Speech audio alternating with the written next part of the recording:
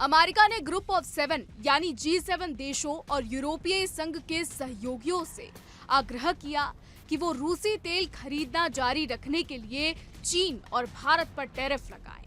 ये सुझाव देते हुए कि दोनों देश यूक्रेन में मॉस्को को युद्ध को सक्षम कर रहे हैं, ये अपील शुक्रवार को G7 वित्त मंत्रियों की बैठक के दौरान की गई, जहां अधिकारियों ने रूस पर और अधिक प्रतिबंधों तथा उसके युद्ध प्रयासों का समर्थन करने वाले देशों के खिलाफ संभावित दंडात्मक कारोबार उपायों पर चर्चा की।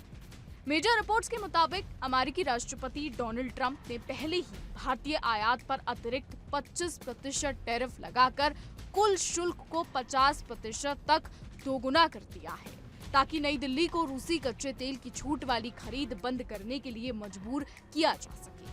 हालांकि चीन के खिलाफ ऐसा कोई कदम अभी तक नहीं उठाया गया है, क्योंकि वॉशिंगटन बीजिंग के साथ नाजुक व्यापारिक संतुलन बनाए रखना चाहता है। अब आपको हम ये भी बता दें कि शुक्रवार यानी कल अमेरिकी ट्रेजरी सेक्रेटरी स्कॉट बेसेंट ने अपने समकक्षों से कहा कि एकजुट मोर्चा जरूरी है। बता दें कि मीडिया रिपोर्ट्स के अनुसार बेसेंट और अमेरिकी व्यापार प्रतिनिधि जेमिसन ग्रीन ने एक संयुक्त बयान में कहा, केवल एक एकीकृत प्रयास से जो पुतिन की युद्ध मशीन को मिलने वाले राजस्व को स्रोत पर ही रोक देगा, हम इस बेतुके नरसंहार को रोकने के लिए पर्याप्त आर्थिक दबाव डाल पाएंगे।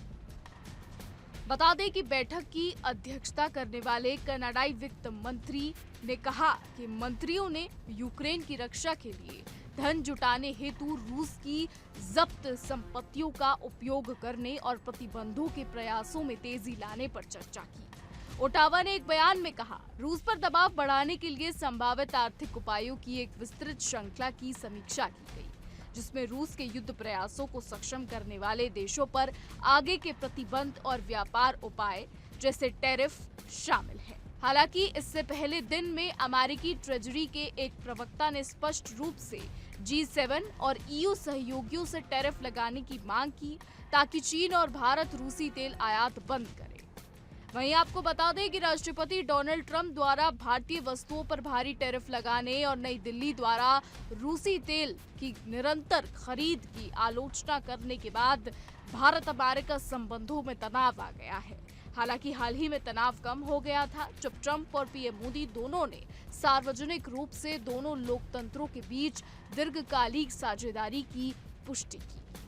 इधर पीएम मोदी ने बुधवार को भारत और अमेरिका को घनिष्ठ मित्र और स्वाभाविक साझेदार बताते हुए कहा, मुझे विश्वास है कि हमारी व्यापार वार्ता भारत अमेरिका साझेदारी की असीम संभावनाओं को उजागर करने का मार्ग प्रशस्त करेगी। उनकी ये टिप्पणी ट्रंप द्वारा ट्रुथ सोशल पर लिखे गए उस लेख के तुरंत बाद आई, जिसमें उन्होंने कहा था कि दोनों देशों के बीच व्यापार बाधाओं को दूर करने के लिए बातचीत जारी रखे हुए हैं। दबाव के बावजूद भारत ने रूस से कच्चे तेल की आपूर्ति जारी रखी है।